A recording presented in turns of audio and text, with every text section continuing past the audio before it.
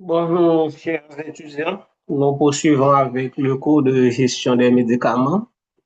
Et aujourd'hui, nous allons parler de l'approvisionnement. Donc, la semaine dernière, nous avons terminé avec l'inventaire et au terme de ce cours, nous avons fait un exercice vous montrant comment, en fait, on peut remplir une feuille de stock. Donc, je vous préviens qu'à l'examen, donc, vous aurez une feuille de stock à remplir. Vous aurez un exercice et puis vous aurez dans cet exercice à utiliser les données pour renseigner une feuille de stock. Maintenant, l'approvisionnement, c'est quoi en fait? C'est l'ensemble des tâches, des opérations et qui permettent de renflouer le stock, qui permettent de rendre disponible donc le stock de produits d'une institution. Donc, il peut s'agir d'une pharmacie, d'un dépôt de produits alimentaires. Donc, cet approvisionnement comprend plusieurs étapes. Donc, nous allons voir dans ce module donc, les différentes étapes de l'approvisionnement. Donc, ici, on dit que l'approvisionnement désigne l'opération logistique qui a pour but de fournir en matière première ou en marchandises de manière générale un entrepôt, un centre logistique, une usine ou un magasin afin d'assurer le bon développement de l'activité commerciale. En fait, le bon développement, c'est en fait de rendre les produits disponibles pour pouvoir assurer un service continu, pour pouvoir assurer les cibles. La commande, maintenant, l'approvisionnement commence et bien entendu par la commande. Mais avant la commande, comme on avait vu, donc il faut d'abord au préalable sélectionner les produits et dont le stock n'est pas suffisant pour assurer le service pendant la prochaine période. Cette prochaine période peut être 1 mois, 2 mois, 3 mois, ça dépend de la périodicité des commandes. Donc, il faut sélectionner les produits pour lesquels le stock n'est pas suffisant pour assurer le service pendant la prochaine période. Et ensuite, il faut estimer les besoins. Par exemple, pour un produit X, quelle quantité qu'il me faut pour ramener mon stock à son niveau maximal. OK, pour ramener mon stock à son niveau maximal de telle sorte que je n'aurai pas de rupture de stock pendant le mois de septembre ou bien le mois d'octobre. Donc, une fois estimé la quantité, il faudra par la suite exprimer les besoins, placer la commande. Donc, la commande, on nous dit ici, c'est la première étape de l'approvisionnement d'un établissement pharmaceutique en médicaments. C'est la première étape. Donc, la commande n'est autre que envoyer la réquisition à l'institution, au fournisseur. Donc, cette commande doit être préparée en collaboration avec les responsables de la structure sanitaire et la comptabilité, parce que l'institution, ça dépend de l'organisation de l'institution. Le service de pharmacie ou bien le dépôt peut ne pas avoir à gérer les finances, OK? Maintenant, s'il y a un service de comptabilité, donc il faudra que cette commande soit préparée en collaboration avec le service de comptabilité et aussi avec d'autres responsables de l'institution. Par exemple, la logistique. Donc, s'il faudra déplacer un chauffeur avec véhicule pour apporter la réquisition au magasin, récupérer les produits, donc il faudra planifier cette commande avec le service logistique qui mettra à la disposition de l'entrepôt un véhicule et un chauffeur. Donc, est le responsable du dépôt afin que les médicaments qu'il prescrit soient disponibles au dépôt. Donc, la commande de médicaments est établie pour que la structure dispose d'un stock suffisant pour couvrir la consommation jusqu'à la réception de la nouvelle commande suivante. Ici, je rappelle, quand on parle de consommation dans les domaines pharmaceutiques, il ne s'agit pas de manger, mais il s'agit surtout de la dispensation des produits, de la distribution des produits, de la sortie des produits. Alors, avant d'établir une commande, il faut au préalable sélectionner les médicaments. Quels médicaments faut-il commander? Estimer les quantités de médicaments nécessaires. Et puis, on peut aussi déterminer et quand faut-il commander. OK? Est-ce que c'est nécessaire de commander maintenant? Et est-ce que aussi l'institution dispose d'un budget suffisant pour commander tous les produits dont on a besoin? Estimation des besoins. Donc, une commande exige de déterminer au préalable les besoins. Donc, on reconnaît dans la littérature 3 méthodes d'estimation des besoins. Il y a population, service, consommation, distribution et données programmatiques. OK? Donc, il y a plusieurs méthodes. On peut se baser sur la population et c'est pas même, il y a les données de service, les données de consommation, données de distribution. Donc, il y a plusieurs méthodes ici. OK? Population, on peut se baser sur les services donnés à l'institution, les données de consommation et données de distribution, si ces données sont disponibles. Il y a aussi les données programmatiques ou encore les cibles programmatiques. Quand je parle de cibles programmatiques, par exemple, et dans le plan stratégique de programmes tels que malaria, tuberculose, donc on peut prévoir par des estimations que pour l'année prochaine, à bien tant de monde qui a été infecté par soit le VIH ou encore qui a malaria. On peut utiliser ces données programmatiques pour faire des estimations, pour encore faire des estimations. OK, donc disons la méthode basée sur la population, on utilise cette méthode quand il n'existe pas d'informations sur les habitudes de prescription. C'est comme si nous prenons une institution pour la première fois dans une zone. Donc, c'est-à-dire que l'institution n'a pas fonctionné déjà. Donc, on n'a pas de données de service, on n'a pas de données de population, on n'a pas de données de consommation, de distribution. À ce moment, on peut se baser sur les données en rapport avec la population. On va regarder comment la population est fragmentée. OK, comment fragmenter? Est-ce qu'il y a beaucoup plus de jeunes, beaucoup plus d'enfants ou beaucoup plus d'adultes? Donc, en fonction de profil population, donc on peut dire, bon, voilà ce qu'on va choisir comme molécule et voilà les quantités qu'on pourra utiliser. Donc, s'il y a beaucoup d'adultes, beaucoup de personnes âgées, donc on sait au préalable quelles sont les maladies ces personnes sont susceptibles de souffrir, diabète, hypertension, problèmes articulaires. Donc, ça veut dire qu'il faut qu'on ait des médicaments tension, il faut qu'on ait des problèmes anti-inflammatoires, et il faut qu'on ait des problèmes médicaments pour problèmes acidité, etc.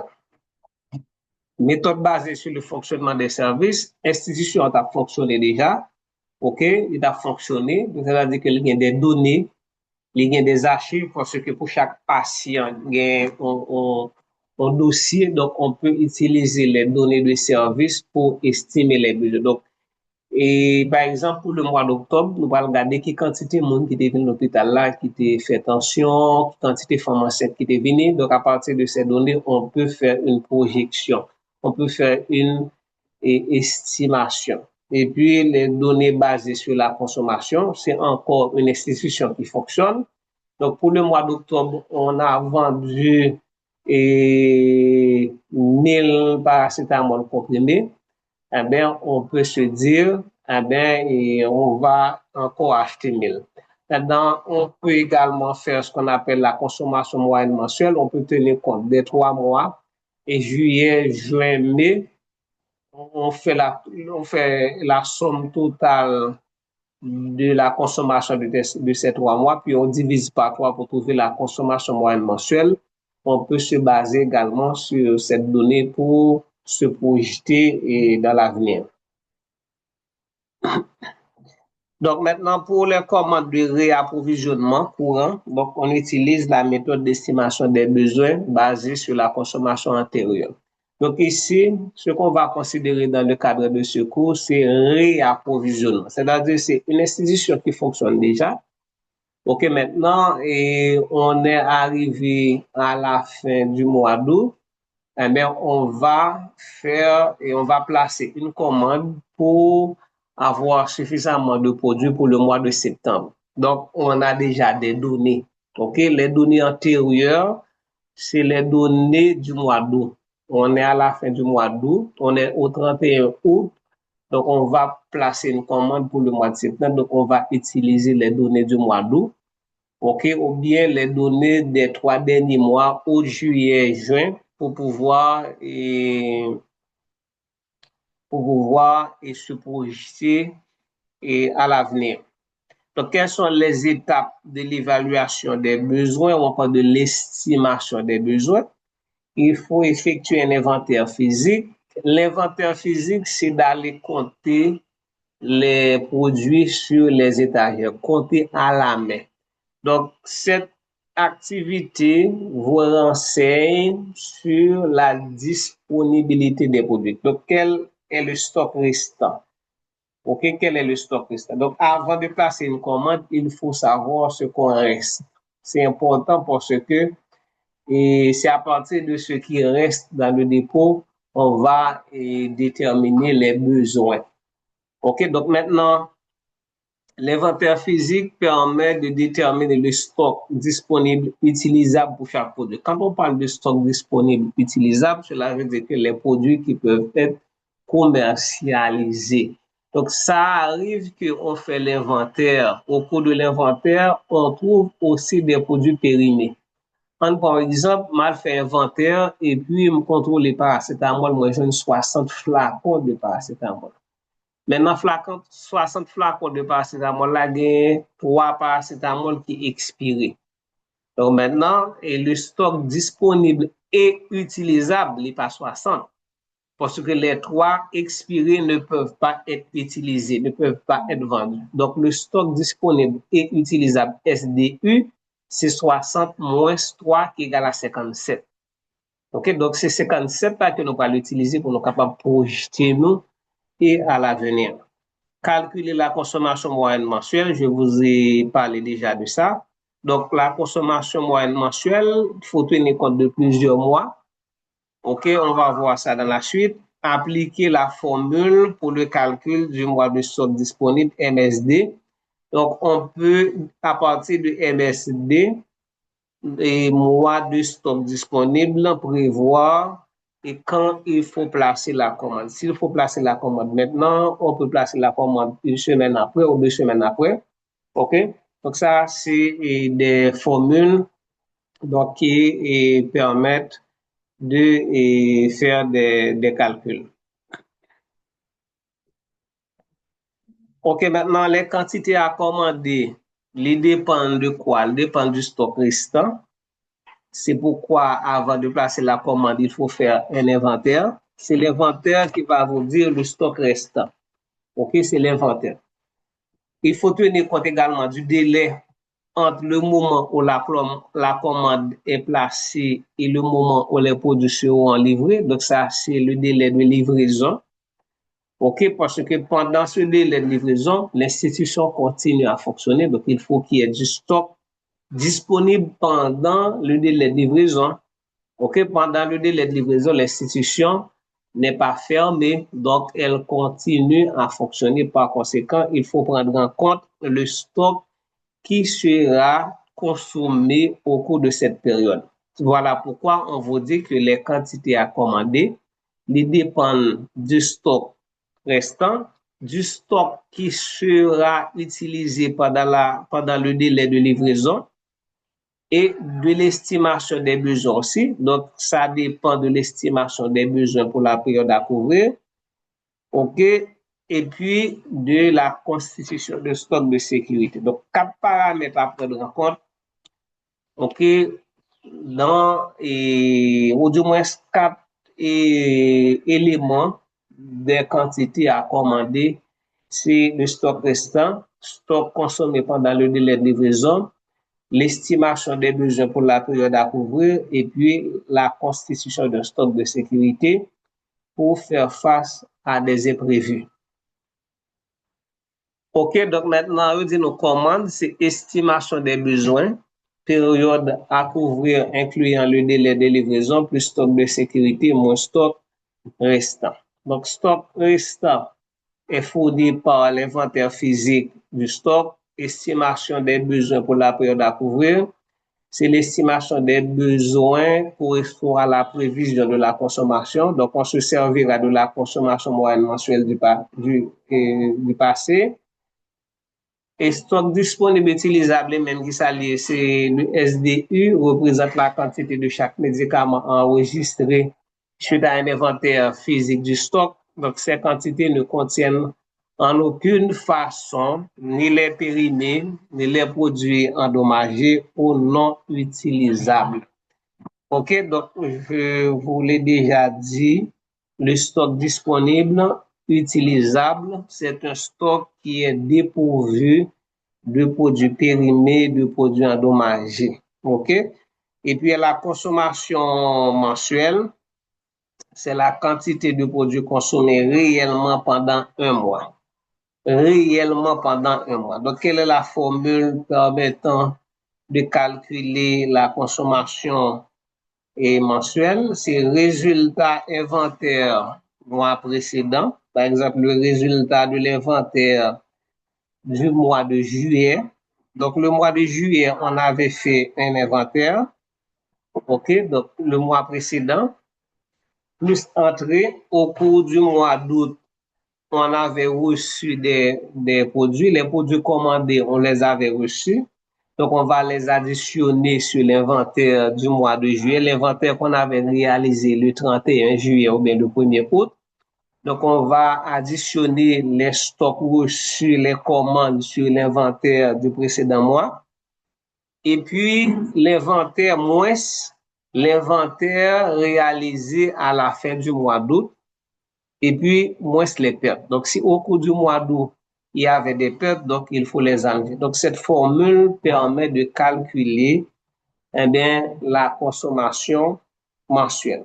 Donc, on peut aussi se baser sur les consommations journalières ou bien hebdomadaires. Parce que quand on dispense ou on distribue des médicaments, il y a des outils qu'on utilise pour enregistrer les quantités sorties. Donc, on peut additionner les quantités distribuées chaque jour et ça aussi donnera la consommation mensuelle. Donc, si chaque semaine, on fait la consommation hebdomadaire, donc on peut additionner les 4 ans, puisque le mois comprend 4 semaines, donc on peut additionner les 4 consommations hebdomadaires, donc et on obtiendra aussi la consommation mensuelle. Donc, il y a plusieurs méthodes permettant de calculer la consommation mensuelle. Mais dans les exercices que nous gagnons dans le cadre de ça, c'est cette formule que vous aurez à utiliser. Résultat inventaire mois précédent. J'ai pris l'exemple, supposons qu'on soit au mois d'août. OK, on est à la fin du mois d'août. Maintenant, on va placer une commande. On veut calculer la consommation moyenne du mois d'août. Mais qu'est-ce qu'on va faire? On avait réalisé un inventaire à la fin du mois de juillet, donc c'est le mois précédent, le mois d'août. OK, donc au cours du mois d'août, on a reçu des produits, c'est les entrées de stock. À la fin du mois d'août, 31 août, on avait réalisé un inventaire, donc c'est quantité disponible au dernier inventaire. Et puis, Si au cours du mois d'août, il y avait des pertes, donc il faut les soustraire. Donc, il faut les considérer aussi dans la formule.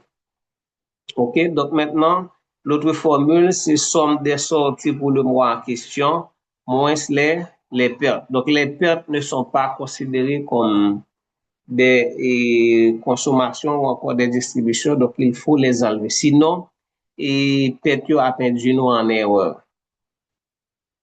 Un exemple, exercice bien facile. On nous dit l'inventaire précédent, c'est 2700, par exemple, l'inventaire du mois d'août, à la fin, réalisé à la fin du mois de juillet. OK, c'est 2700 comprimés de salbutamol, 4 mg. Donc, on avait reçu une commande de 1000 comprimés. L'inventaire à la fin du mois d'août. Donc, premier inventaire, là, c'est fin juillet. Deuxième inventaire, là, c'est fin mois d'août. Donc, il y avait au cours du mois d'août une perte de 200. La formule, c'est quoi?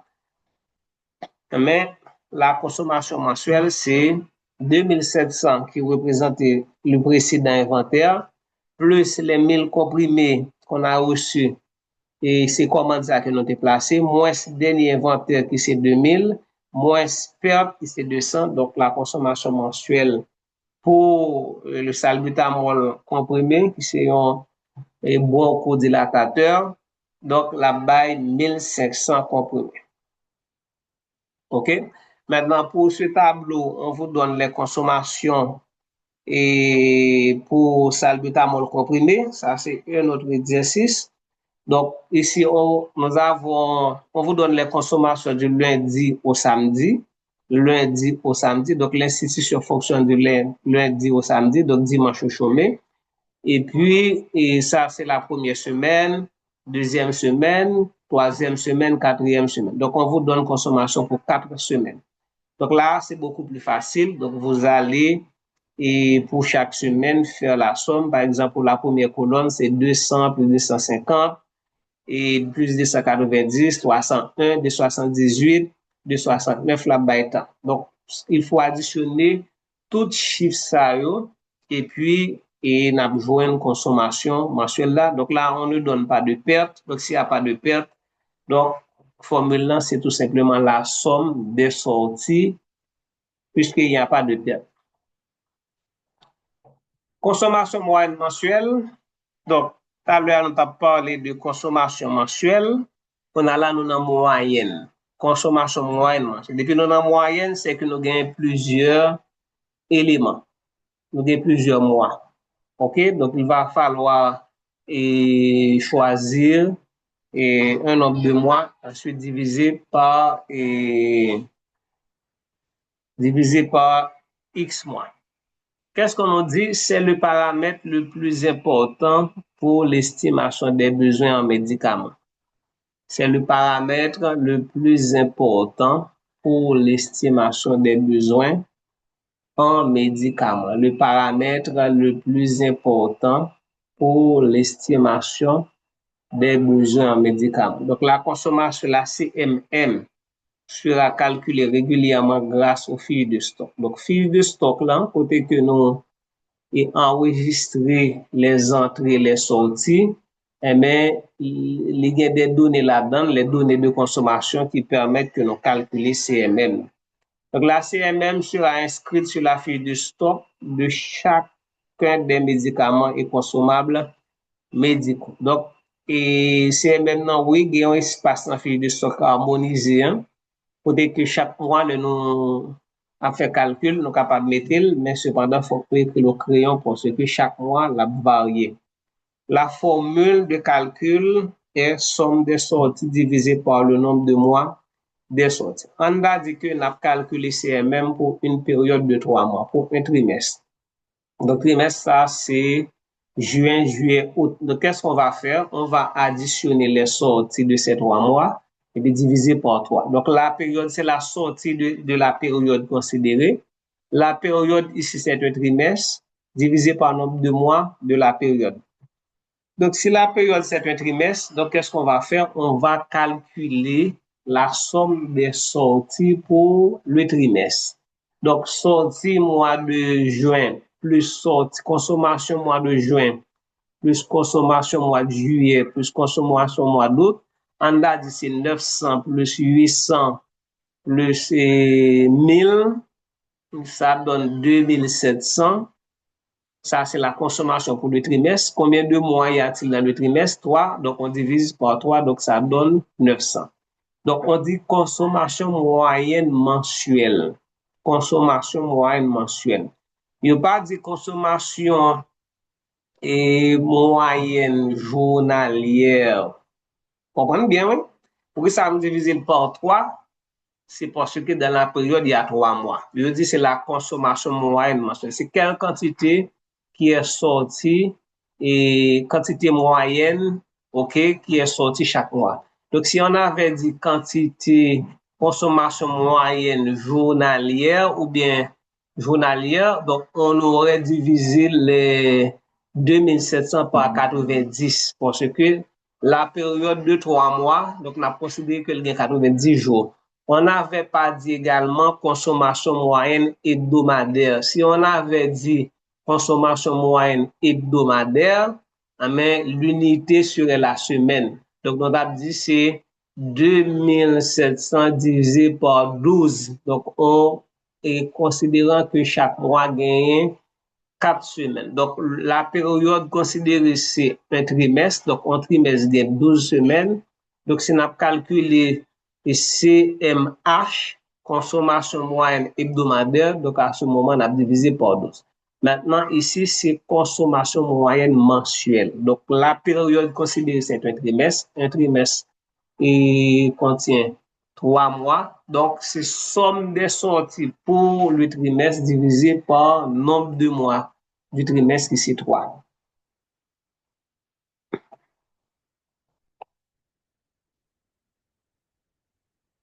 OK, donc je dis non, c'est la somme de sorties et utilisé pendant une certaine période divisé par le nombre de mois considérés. Donc, ces mois doivent être plus ou moins semblables et rapprochés. En fait, ça c'est important. Quand on dit ces mois doivent être plus ou moins semblables, semblable, c'est en termes de quantité. On a dit, par exemple, l'exemple qu'on avait pris tout à l'heure, 800, 900, 1000. Donc, si on a regardé bien, on voit que c'est des valeurs qui sont plus ou moins semblées. Et en bas, pour l'autre exemple, on a dit 200, 200, 900, 1000. Donc, vous voyez, il y a un grand écart entre 200 et 900. Donc, les mois ne sont pas semblables. Semblables, c'est des quantités plus ou moins et rapprochées. OK? Semblables, c'est des quantités plus ou moins identiques. 200, 8, 900, 1000. Donc, ouais, c'est 900 qui est semblable avec 1000. Donc là, et moi, ça qui gagne 200, ou ne doit pas considérer le mois atypique. OK? Donc, tu es capable de gagner une raison qui fait que, et au cours de mois, ça, c'est 200 seulement. Mais c'est un mois atypique. Si ce n'est pas une raison qui est répétée tous les mois, donc il ne faut pas utiliser les mois atypiques dans les calculs parce que ça est capable d'induire nous en erreur. Donc, il faut aussi que ces mois soient rapprochés. Rapprochés, c'est dans le sens que si je tenir compte de 3 mois pour me calculer la consommation moyenne mensuelle, là, eh bien, on recommande de prendre les mois les plus rapprochés. Par exemple, juillet et juin, juillet, août. Maintenant, si dans cette période, il y a un mois atypique, donc on peut aller jusqu'à mai. Par exemple, si le mois de juin, par exemple, tu as un mois atypique, on ne peut pas considérer, par conséquent, on va le mois de mai. Même pas qu'à quitter mai pour mal prendre janvier. Pas qu'à quitter mai pour mal prendre décembre 2024 parce que c'est trop éloigné. Donc, les mois doivent être plus ou moins rapprochés. C'est plus ou moins rapproché. C'est-à-dire que mois suivent l'un après l'autre, successifs. Donc, on choisit des mois successifs. Et ensuite, ils sont plus ou moins semblables. Semblables, c'est en termes de quantité. Donc, si j'ai 200, 900, 1000, donc 200 pas bien semblé avec 900 et 1000. Donc, on m'a laissé tomber et 200 parce que c'est un mois atypique. Mois atypique, là, il est capable, un mois côté que et sortir une consommation nettement inférieure par rapport aux autres mois, ou encore c'est un mois côté que consommation est nettement supérieure par rapport aux autres mois. Par exemple, et juin 400, juillet 500 et puis août 2000. Donc 2000 c'est un mois atypique. Donc mois atypique là pas nécessairement un mois à côté que consommation très faible par rapport aux autres mois, mais capable tout et très supérieur par rapport aux autres mois. Donc dans ces calculs, on ne tient pas compte, on ne choisit pas dans le calcul de la consommation moyenne mensuelle. Eh bien, il faut mettre de côté les mois atypiques, c'est-à-dire des mois où la consommation est nettement supérieure par rapport aux autres mois ou nettement inférieure par rapport aux autres mois.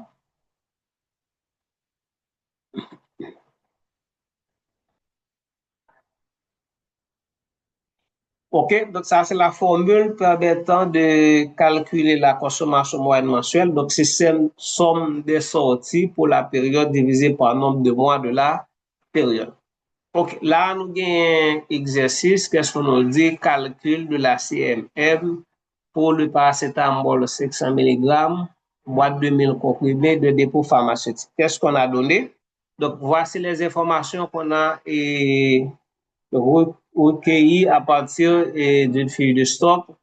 Le 8 juillet 2001, 2000 comprimés ont été délivrés, dispensés ou distribués. 2 août, 4000, 31 août, 1000 comprimés. Et puis 20 septembre, 2000 comprimés, 15 octobre, 3000. Donc, qu'est-ce qu'on demande? On demande de calculer la consommation moyenne mensuelle. Donc, qu'est-ce qu'on a remarqué? Donc, combien, la période qu'on nous donne ici, il y a combien de mois? Donc, il y a juillet, il y a juillet, il y a août, il y a septembre. Maintenant, si nous avons sorti dans 8 juillet pour nous aller dans 8 juillet pour nous aller et 8 juillet, 8 août, 8 septembre, 8 octobre, ça fait combien de mois? 8 juillet, donc 8 août, ça fait un mois. 8 septembre, ça fait 2 mois. Et 8 octobre, ça fait 3 mois. Donc là, nous avons une période de 3 mois. En période de 3 mois. Voilà, donc il faut considérer la période. C'est pratiquement un trimestre. Ça, c'est la première considération qu'il faut faire. Il faut considérer la période. Ensuite, il faut considérer les quantités de sorties chaque mois. Qu'est-ce qu'on a remarqué? Donc, pour juillet, c'est de 2000. Août, c'est 5000 parce qu'il y a deux sorties faites en août, 2 août, 31 août, septembre, on sortit. Et puis, maintenant, si nous regardons 2000, 2300, 5000, donc 5000, c'est un mois atypique. OK, 5000, c'est un mois atypique. Donc, maintenant, il faut, si nous regardons bien, nous avons analysant c'est que les mois sont rapprochés, donc juillet, août, septembre, octobre. Ensuite, les quantités, et quantité là qui est disparate, qui pas semblable avec l'autre. Donc, 2000, 2000, 3000, ça va plus ou moins semblable. Mais là, nous prenons 5000 qui sortent en août. Donc là, c'est pas semblable. Donc maintenant, on ne doit pas utiliser les 5000 pour calculer et la consommation moyenne mensuelle. OK? On ne doit pas utiliser les 5000.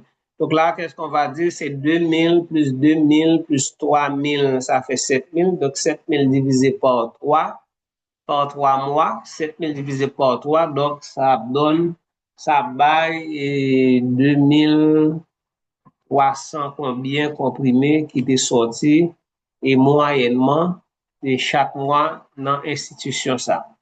OK, là, on nous donne notre exercice et c'est amoxicilline, janvier 230, 220, 230, 120.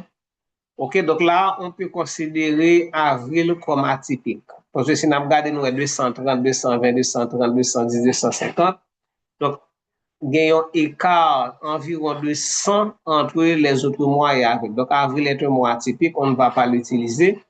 Donc, on nous demande de calculer la consommation moyenne mensuelle. Donc, on peut utiliser les 5 mois, OK, janvier, février, mars, mai, juin, ou bien on peut utiliser 4 ou 3 mois. Donc, on peut utiliser juin, mai, mars, OK. Donc, on peut utiliser tous les mois. sauf le mois d'avril qui est considéré comme un mois atypique. Donc, on a fait exercice et puis on a dit qui quantité nous joignent. OK, donc là, on nous donne un exercice. On nous dit à l'inventaire physique du mois de juin, votre stock accuse une balance de 300 viales de tramadol. Donc, on a réalisé, écoutez bien, on a réalisé un inventaire au cours du mois de juin. OK, donc l'inventaire réalisé au cours du mois de juin, c'est 300 viales de paracétamol. Donc, l'inventaire est réalisé le 30 juin. On suppose qu'il fait 30 juin. Donc, le 24 juillet, vous avez reçu du dépôt central 400 viales. Vous êtes au 31 juillet et votre stock disponible est de 350 après déduction de 25 viales de tramadol. Calculez la consommation mensuelle. OK, donc on demande de calculer la consommation mensuelle. Maintenant, on va utiliser la formule inventaire précédent plus entrée moins inventaire du dernier mois du rapport et moins perte. 300 viales, lorsqu'on nous dit à l'inventaire physique du mois de juin, donc c'est l'inventaire précédent qui c'est 300 viales. Quelle quantité a-t-on reçu au cours du mois de juillet? C'est 400 viales. OK, donc 31 juillet, on a réalisé un inventaire et cet inventaire, c'est 350. Quand on dit votre stock disponible, c'est 350. Pour connaître stock disponible, c'est inventaire pour vous. Comprenez bien, oui? On n'a pas dit et on a réalisé un inventaire au 31 juillet. On a dit, vous êtes au 31 juillet et votre stock disponible est du 350. Comment on fait qu'on ait 350? C'est parce qu'on fait inventaire. Pour ça qu'il faut retirer 25 viales expirées, c'est parce que, attendez bien, c'est parce que, pour faire inventaire, pendant qu'on fait inventaire là, on a 25 qui expirent. Donc, on n'a pas dit textuellement inventaire, mais faut nous-mêmes nous capables de déduire que c'est suite à un inventaire qu'on a trouvé les 350 viales qui peuvent être utilisées et les 25 viales de tramadol qui sont expirées. OK? Donc, maintenant, l'inventaire ici, c'est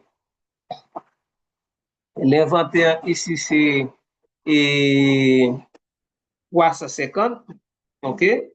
350 et puis donc nous gagnons les pertes donc c'est 25 donc là nous faisons le bail 325. OK, donc ça c'est un autre exercice et voilà, bon quitte exercice ça pour nous faire. C'est à vous de résoudre cet exercice. Donc et avant de dire pour nous voir les résultats moins. Voilà, donc on s'arrête là. Et semaine prochaine, donc, nous poursuivons avec notre cours. Nous poursuivons avec l'approvisionnement. Donc, exercice, ça, c'est un exercice à faire. Donc, j'attends votre réponse. Quelle serait la CMM pour pouvoir calculer la quantité à commander? Donc, là, on vous demande seulement la CMM. OK? Donc, c'est à partir de la CMM qu'on va déterminer la quantité à commander. Donc, on vous donne les informations. Donc, vous allez tenir compte de la période. Vous allez probablement tenir compte des mois atypiques. Et ensuite, vous n'êtes pas obligé d'utiliser tous les mois pour faire la CMM. Donc, capable d'utiliser 3 mois, capable d'utiliser 6 mois. Donc, c'est à vous de choisir. OK, à la semaine prochaine.